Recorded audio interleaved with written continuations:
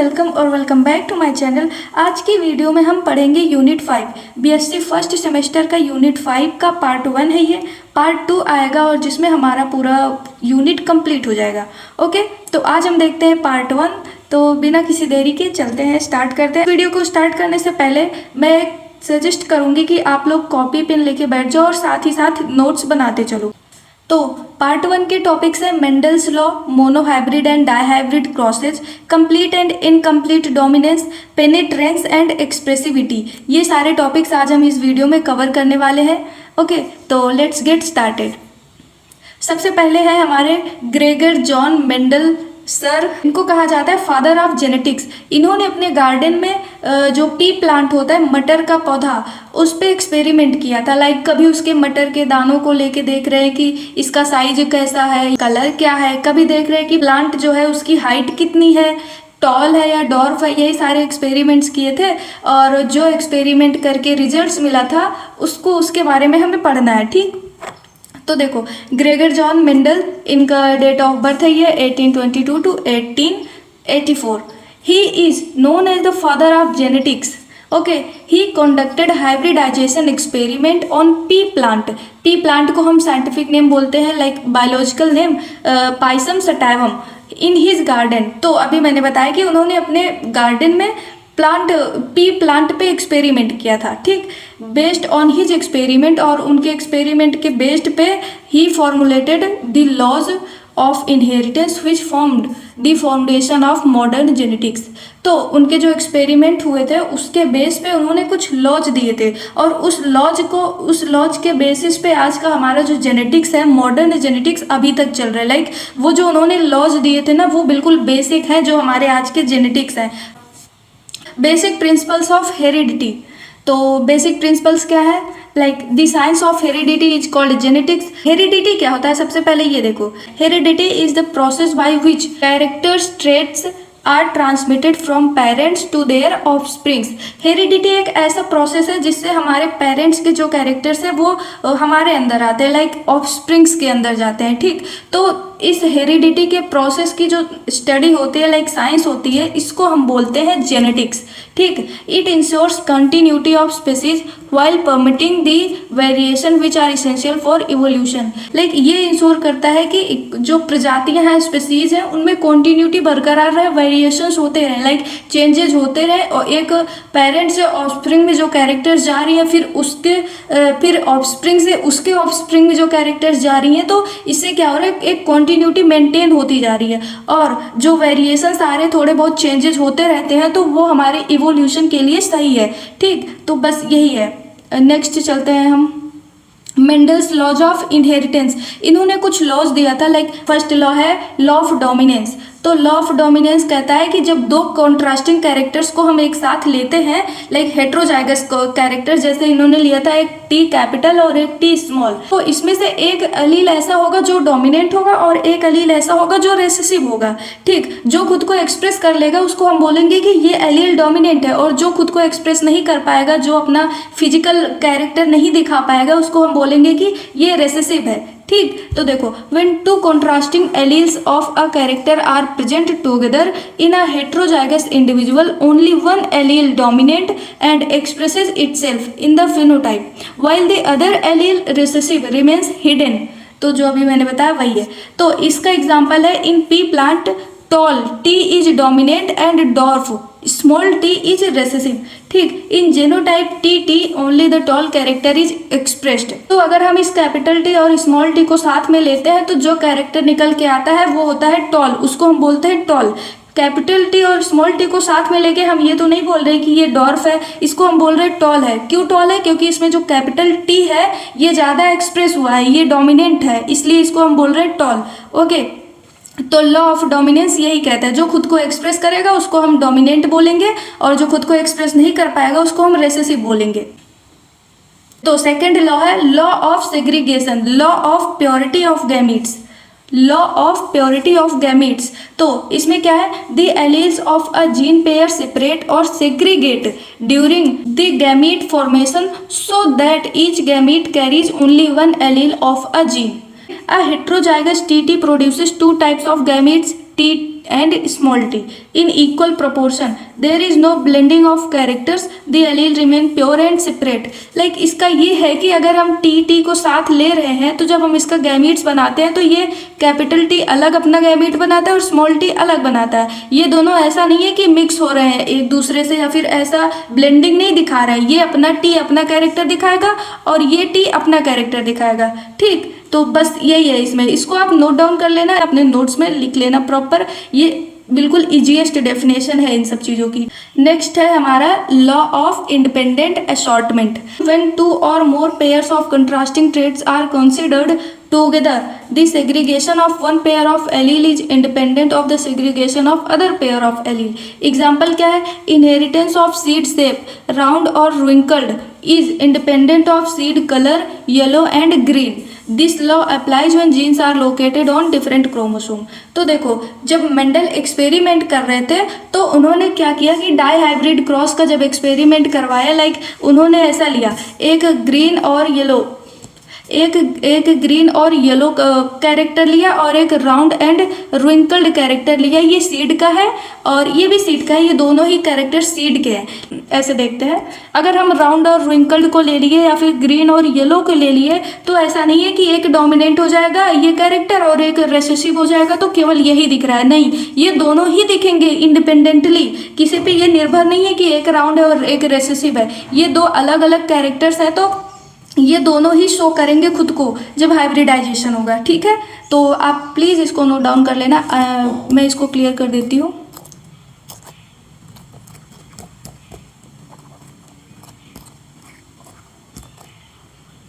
ठीक है, okay. Next देखते हैं हम मेंडेलियन क्रॉसेस। मेंडल ने दो क्रॉसेस किए थे, लाइक एक मोनो हाइब्रिड क्रॉस किया था, एक डाई हाइब्रिड क्रॉस किया था। तो मोनो हाइब्रिड क्रॉस में उन्होंने एक कैरेक्टर को लिया था, लाइक टॉल कैरेक्टर है, टॉल है या डॉर्फ है। और डाई हाइब्रिड क्रॉस में दो कैरेक्टर्स लिए थे, एक जो हमने अभी देखा कि कलर के बेस पे एक कलर लिया था और एक शेप लिया था। ठीक, तो डाई हाइब्रिड में कलर और शेप का लिया था और मोनो हाइब्रिड में केवल उसके लेंथ को लिया था, प्लांट के पी प्लांट जो है उसकी हाइट के बारे में। ठीक, तो देखो मेंडेलियन क्रॉसेस में सबसे पहला आता है हमारा hybrid cross. A mono hybrid cross is a genetic cross performed to study the inheritance of single pair of contrasting characters. Okay, it shows how dominant and recessive alleles behave during the inheritance. इसका example है inheritance of pea plant height Pisum sativum. तो अभी हमने देखा था कि law of dominance जो था तो उसी के बेस पे है ये मोनो हाइब्रिड क्रॉस। इसमें क्या है कि जब हम एक कैरेक्टर को ले रहे हैं, जैसे एक टॉल है, कैपिटल टॉल, ये टॉल को रिप्रेजेंट कर रहा है और स्मॉल टी ये डॉर्फ को रिप्रेजेंट कर रहा है। ठीक, तो जब हम इसका हाइब्रिडाइजेशन करवाते हैं तो कैसे एक टॉल खुद को एक्सप्रेस करता है और कैसे एक डॉर्फ जो है वो हाइड हो जाता है, वो एक्सप्रेस नहीं कर पाता। तो वो चीज़ हम देखेंगे मोनो हाइब्रिड क्रॉस में। इसके स्टेप्स कैसे हैं वो देखो, like example of plant height in Pisum sativum. Okay, तो सबसे पहले हम सिलेक्शन ऑफ पेरेंट्स, स्टेप 1 है सिलेक्शन ऑफ पेरेंट्स। सबसे पहले हम एक टॉल प्लांट लेंगे और एक डॉर्फ प्लांट लेंगे। Mendel selected a pure tall plant T and a pure dwarf plant small T.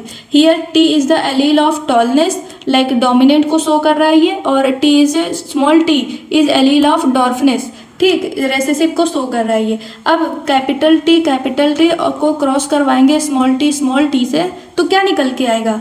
तो इसमें से क्या निकल के आएगा? एक टी इधर और एक टी से इधर, तो ये हम होगा हमारा F1 जनरेशन। ठीक, ये है हमारा पेरेंटल जनरेशन और ये है हमारा F1 जनरेशन। तो F1 जनरेशन में हमें क्या पता चल रहा है? Capital T small T represent करता है टॉल, तो ये हो गया हमारा टॉल।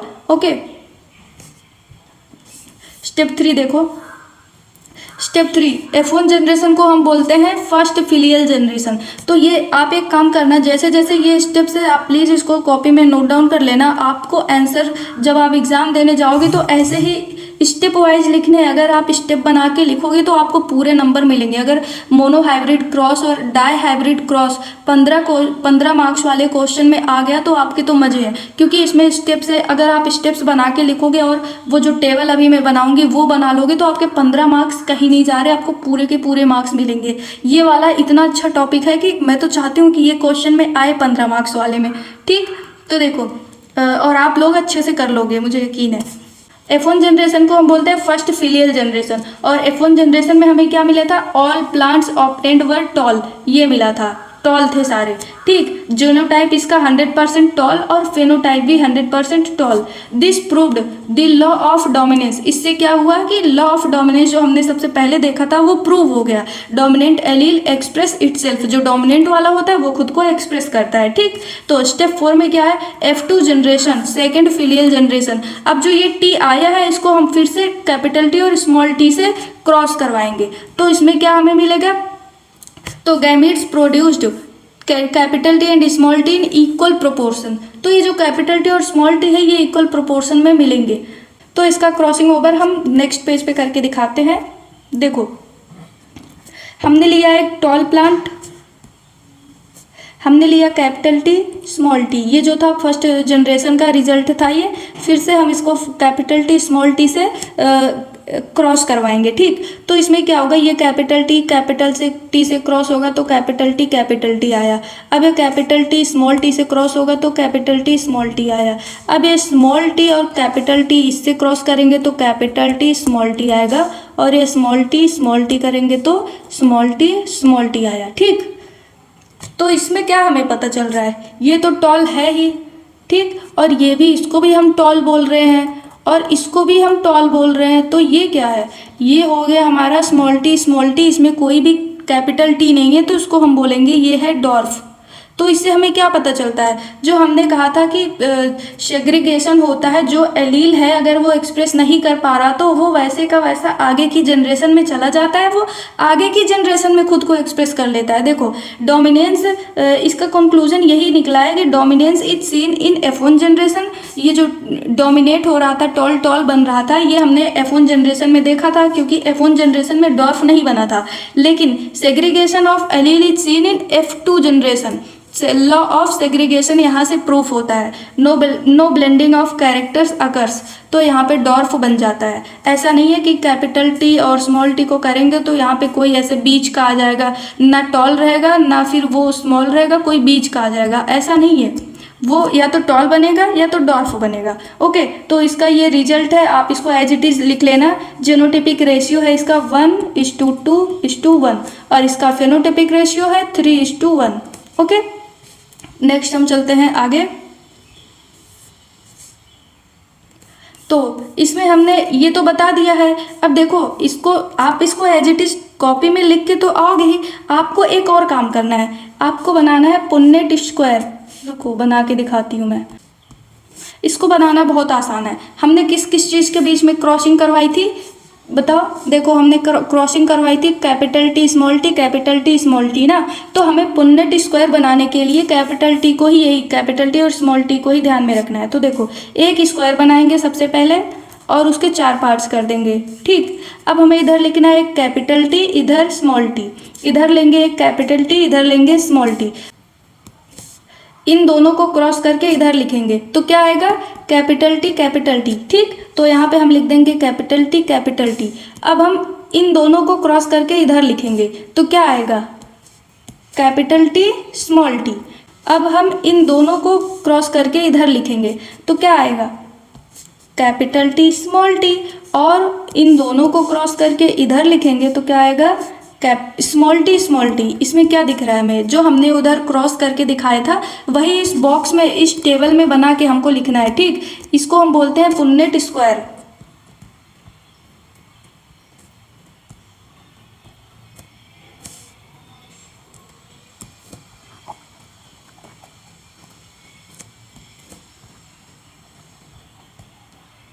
ये आपको टेबल बना के आना है, इससे आपके मार्क्स बढ़ेंगे। हेडिंग डालनी है पुन्नेट स्क्वायर और ये बॉक्स बना देना है। ओके, नेक्स्ट पढ़ते हैं di hybrid cross. Mono hybrid cross में हमने केवल प्लांट की हाइट के बारे में देखा कि टॉल है या डॉर्फ है। अब हम देखते हैं डाई हाइब्रिड क्रॉस।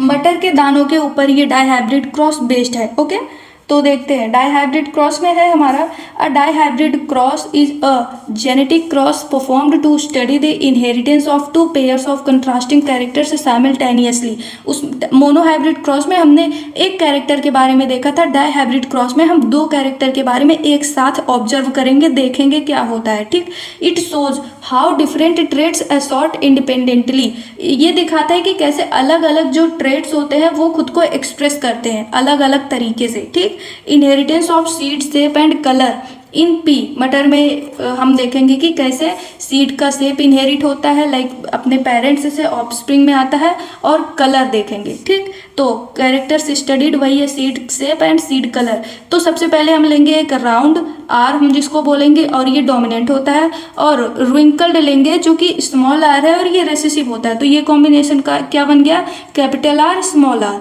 ये राउंड हो गया और ये रिंकल्ड हो गया। अब दूसरा देखते हैं येलो, वाई डोमिनेंट है और ग्रीन स्मॉल वाई रेसेसिव है, तो ये क्या बन गया, कैपिटल वाई स्मॉल वाई। ये दो कॉम्बिनेशन ले रहे हैं हम डाईहाइब्रिड क्रॉस करने के लिए। तो स्टेप 1 क्या है, सबसे पहले सिलेक्शन ऑफ पेरेंट्स पी। सबसे पहले हम डोमिनेंट और रेसेसिव का क्रॉसिंग ओवर करवा रहे हैं ना, तो सबसे पहले लेंगे राउंड एंड येलो जिसमें सारे डोमिनेंट है, और एक लेंगे रिंकल्ड और ग्रीन जिसमें सारे रेसेसिव है। ओके, तो देखो नेक्स्ट पेज में हम करवाते हैं। इसमें देखो सबसे पहले हमने लिया था दो कैरेक्टर्स, सबसे पहले देखो capital R capital Y capital Y, इसका क्रॉसिंग ओवर करवाते हैं small R and small Y. तो देखो अब हम इनको क्रॉसिंग ओवर करवाने से पहले सबसे पहले इसका गैमीट्स बना लेते हैं। यहाँ पे मैं लिख देती हूँ गैमीट, जी फॉर गैमीट समझ लेना। ठीक है, गैमीट्स क्या क्या आएंगे, कैपिटल आर कैपिटल वाई, और आएगा एक कैपिटल आर कैपिटल वाई। ठीक, और इनके गैमीट्स क्या आएंगे, स्मॉल आर स्मॉल वाई और स्मॉल आर स्मॉल वाई। अब हम इनका क्रॉसिंग ओवर करवाएंगे पुन्नेट स्क्वायर बना के, जैसे हमने पहले किया था। तो एक तरफ लिखेंगे capital R capital Y capital R capital Y. ठीक, एक तरफ लिखेंगे small R small Y small R small Y.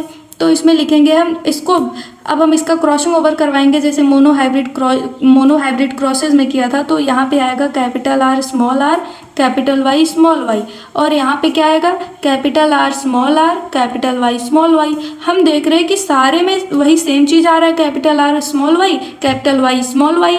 तो देखो, तो हमने देखा कि F1 जनरेशन में सारे आउटकम्स जो है capital R capital Y small Y, ये है हमारा F1 जनरेशन का रिजल्ट। तो F1 जनरेशन में ये आया। अब हम इसको दोबारा से क्रॉसिंग ओवर करवाएंगे तो देखते हैं F2 जनरेशन में क्या आता है। अब मैं इसको इरेज कर रही हूँ। ठीक है, आप प्लीज़ इसको नोट डाउन कर लेना, क्योंकि मैं इरेज कर रही हूँ, तो स्क्रीनशॉट ले लेना या तो। ओके,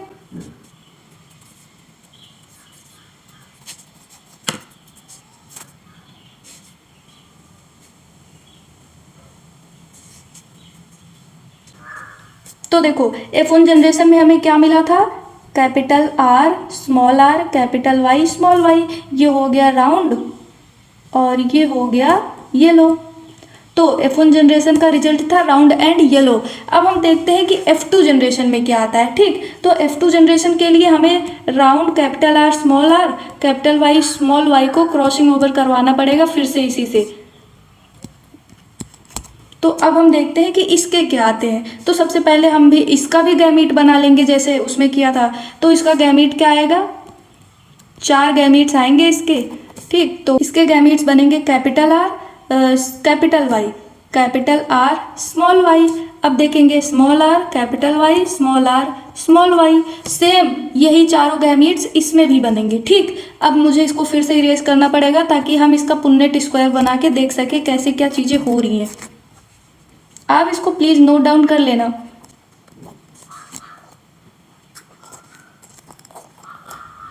ओके, अब हम बनाते हैं इसका पुन्नेट स्क्वायर, रेड से बनाते हैं।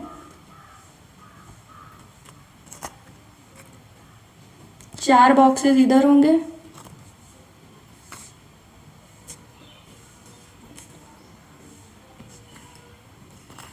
बिल्कुल इसी तरीके से आपको भी बनाना है। तो देखो एक तरफ हम लिखेंगे capital R capital Y capital R small R capital Y small Y. इसको ध्यान से देख लो, क्योंकि अगर आप ये टेबल बना के आ जाते हो तो आपके 15 मार्क्स बिल्कुल कहीं नहीं जा रहे, आपको पक्का से मिलेंगे 15 मार्क्स।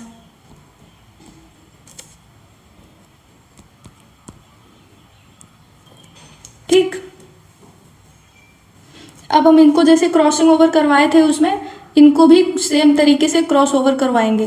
इसका इससे क्रॉसिंग करवाएंगे, फिर इससे करवाएंगे, फिर इससे करवा के यहाँ पे लिखेंगे, फिर इससे करवा के यहाँ पे लिखेंगे।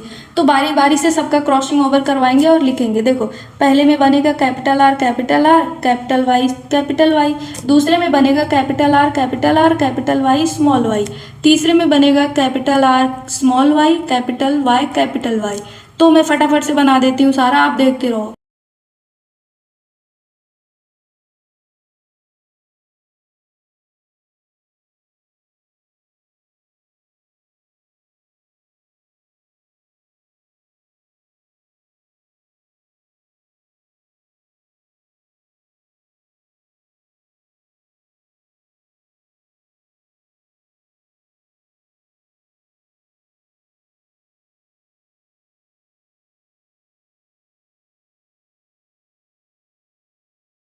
तो ये बन गया हमारा पुन्नेट स्क्वायर का टेबल।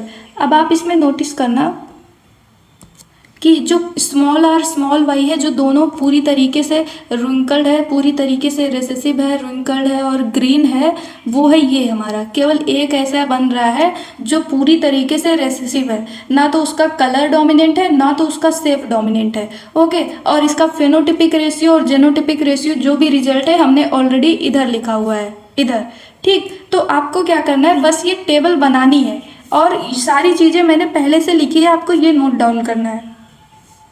तो देखो F1 जनरेशन में हमने देखा कि all plants obtained were round and yellow, genotypic 100% round and yellow आया था और फेनोटिप भी राउंड एंड येलो 100% आया था। This proved dominance of R and Y alleles. Okay, F2 generation में जब हमने सेल्फिंग करवाया इन दोनों का, तो हमें क्या मिला, gametes produced by each R and Y that is, इस तरीके का कुछ हमें गैमीट मिला जो हम पहले ही देख चुके हैं। यूजिंग पुन्नेट स्क्वायर वो भी हम बना चुके हैं। Okay, all combinations are obtained. तो अभी देखो पुन्नेट स्क्वायर जो हमने ये टेबल बनाया, इसके क्या क्या कॉम्बिनेशंस बने हैं, क्या क्या रिजल्ट आया है, वो ये इधर लिखा है। ठीक, तो आप इसको पुन्नेट स्क्वायर बनाने के बाद चाहे लिख लेना या फिर पुन्नेट स्क्वायर बनाने के पहले ही लिख लेना। ठीक, तो देखो F2 जनरेशन में आता है, हमें उस टेबल से हमें क्या मिला, 9 राउंड एंड येलो मिले, सीड्स के बारे में बात हो रही है, 3 राउंड एंड ग्रीन मिले, 3 रिंकल्ड एंड येलो मिले और 1 रिंकल्ड एंड ग्रीन मिला। इसका फेनोटिपिक रेशियो ये है 9:3:3:1 और जेनोटिपिक रेशियो ये है, आपको याद करने हैं और ये लिख के आने हैं। Okay, conclusion, each pair of allele segregate independently of each other. Law of independent assortment यहाँ पे लागू होता है, तभी तो सारे जो है कैरेक्टर्स है वो इंडिपेंडेंटली खुद को सेग्रीगेट करते हैं और एक्सप्रेस भी होते हैं बाद में। Different combination of characters appear in F2 generation. तो जो कैरेक्टर F1 जनरेशन में नहीं अपीयर हो पाए थे, डोमिनेंट की वजह से वो रेसेसिव रह गए, वो F2 जनरेशन में खुद को एक्सप्रेस कर लेते हैं। लाइक हमने देखा कि यहाँ पे एक रिंकल्ड और एक ग्रीन, ये पूरी तरीके से रेसेसिव है, इसका रिंकल्ड भी रेसेसिव है और ग्रीन भी रेसेसिव है, लेकिन यहाँ पे F2 जनरेशन में ये खुद को एक्सप्रेस कर पाएगा। ये किस वजह से हुआ, ये इंडिपेंडेंट असॉर्टमेंट की वजह से ही हुआ है। ठीक, this explains genetic variation in organism. Next है हमारा complete dominance. Complete dominance is a condition in which one allele of a gene completely mask the effect of other allele in a heterozygous condition. यही है कि कोई एक character जो है, एक एलील इतना ज़्यादा डोमिनेंट हो जाए कि दूसरा एलील दिखे ही ना, वो एक्सप्रेस ही ना कर पाए खुद को। मतलब अगर एक्सप्रेस भी कर रहा है तो उसका इफेक्ट ही ना पता चले। ये है कंप्लीट डोमिनेंस, लाइक पूरी तरीके से डोमिनेट कर रहा है। इन heterozygous only the dominant trait is expressed. Like अगर हेट्रोजाइगस का मतलब हो गया एक कैपिटल टी और एक स्मॉल टी, मतलब ये दोनों चीज़ें बेसिकली अलग अलग होनी चाहिए। ऐसा नहीं है कि ये स्मॉल टी ले लिए, इनको हम होमोजाइगस बोलेंगे, या फिर कैपिटल टी ले लिए, इनको हम बोलेंगे कि होमोजाइगस, और ये इन दोनों को अलग अलग लेंगे तो इसको हम बोलेंगे हेट्रोजाइगस। ठीक, तो हेट्रोजाइगस कंडीशन जब लेते हैं तो केवल एक ही एक्सप्रेस करता है खुद को और वो डोमिनेंट होता है। The recessive trait is hidden and appears only in homozygous recessive condition. This is the classical Mendelian pattern of inheritance. Okay, इसका एग्जाम्पल क्या है, in pea plant Pisum sativum the studied by Mendel tall is dominant over dwarf. इसका example यही है जो हमने monohybrid cross में देखा। तो क्रॉस में क्या हुआ कि जब कैपिटल टी स्मॉल टी को क्रॉस करवाए तो F1 में टॉल आया टी एंड फेनोटाइपिक रेशियो आया इसका 3:1, 3 टॉल आया और 1 डॉर्फ आया। ओके, तो अब हम देखते हैं इनकम्प्लीट डोमिनेंस। इनकम्प्लीट डोमिनेंस में क्या है? Incomplete dominance is a condition in which neither allele is completely dominant over the other. Like कोई भी एलील ऐसा नहीं है कि जो पूरी तरीके से दूसरे पे पूरी तरीके से डोमिनेंट हो। And the heterozygous shows N intermediate phenotype between two parental forms. तो अगर कैपिटल टी और स्मॉल टी है तो ये पूरी तरीके से एक दूसरे पे डोमिनेंट नहीं होंगे या कोई पूरी तरीके से रिसेसिव नहीं होगा। ये क्या करेंगे? बीच का निकालेंगे। ना तो पूरी तरीके से टॉल होगा ना पूरी तरीके से डॉर्फ होगा, ये बीच का होगा, बीच की हाइट होगी इसकी।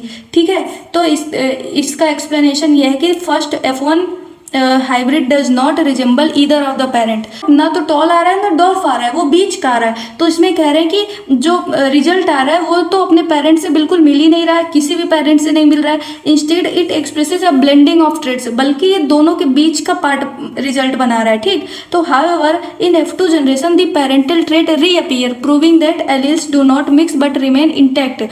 फिर क्या हो रहा है? F1 जनरेशन में ऐसा आया, बीच वाला रिजल्ट आया। अब फिर जब हम F2 जनरेशन में देखते हैं तो फिर से ऐसा आता है कि वो अपने पेरेंट से मिलता जुलता आ रहा है।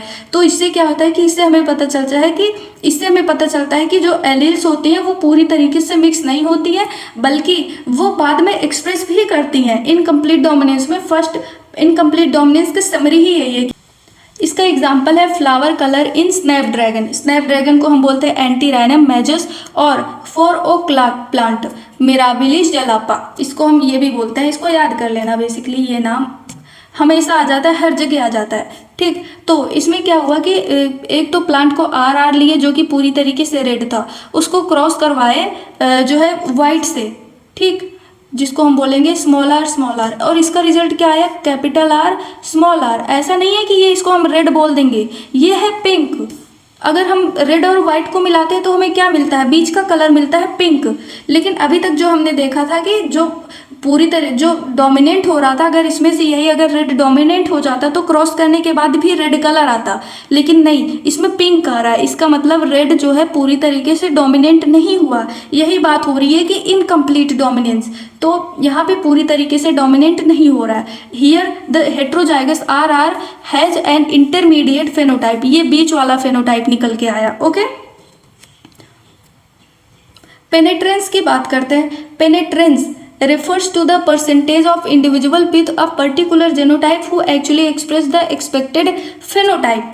If all individuals with a genotype shows the trait, the gene is said to have 100% penetrance. If only some individual express the trait, it is called as incomplete or reduced penetrance. इसमें ये बात हो रही है कि जैसे कोई gene है, वो हम देख रहे हैं कि जैसे अलग अलग पर्टिकुलर इंसान पे अगर हम 4 इंसान को ले लिए, मान लेते हैं ये 4 आदमी है। ठीक, ये 4 आदमी में हमने देखा कि कोई एक जीन नोटिस कर रहे हैं, ये इस पे ये एक जीन प्रेजेंट है, और ये इस पे भी प्रेजेंट है, और ये इस पे भी प्रेजेंट है, और ये इस पे भी प्रेजेंट है। इसमें क्या पता चल रहा है हमें कि ये जो जीन है ये चारों पे प्रेजेंट है और ये पूरी तरीके से खुद को एक्सप्रेस कर रहा है। तो इसको हम बोलेंगे कि 100% पेनिट्रेंस, लाइक ये अपना कैरेक्टर 100% शो कर रहा है। ठीक, अगर वहीं एक से हम मिटा देते हैं, यहाँ से मिटा दिए, यहाँ से मिटा दिए, तो इसको हम क्या बोलेंगे कि ये पूरी तरीके से खुद को एक्सप्रेस नहीं किया, मतलब ये ट्रेड 100% पेनिट्रेंस नहीं है, इसको हम इनकम्प्लीट बोलेंगे, इनकम्प्लीट पेनिट्रेंस। ठीक है, तो इसके एग्जांपल्स क्या है? एग्जांपल्स देख लेते हैं। पॉलीडेक्टाइली extra finger toes in humans. देखो, हम देखते हैं कि किसी किसी में 6 उंगली हो जाती है, हाथ में या पैर में कहीं भी, तो इसका मतलब ये है कि ये सब में तो नहीं होता। सबके ऐसा हो सकता है कि किसी को आप रास्ते में चलते हुए देख ले कि उसकी 6 उंगली है, लेकिन आपके घर में तो किसी की 6 उंगली नहीं है। तो इसका मतलब ये नहीं है कि 6 उंगली वाले जीन्स नहीं है, वो जीन खुद को एक्सप्रेस करते हैं, एक्स्ट्रा निकल आते हैं और सब में नहीं होते। इसको हम बोलेंगे कि इनकम्प्लीट। यहाँ पे इनकम्प्लीट पेनिट्रेंस हो रहा है, सब में नहीं निकल रहा है लेकिन किसी किसी में तो निकल रहा है। लेकिन अब देखो, retinoblastoma eye cancer autosomal dominant but only 75% penetrance. Eye cancer है एक प्रकार से, और ये 75% पेनिट्रेंस, ये 75% लोगों में होता है। ये पूरी तरीके से कंप्लीट नहीं है कि ये सब में ही होगा, और पूरी तरीके से इनकम्प्लीट भी नहीं है कि ये सब में नहीं होगा। ये होता है 75% लोगों में, ये होता है।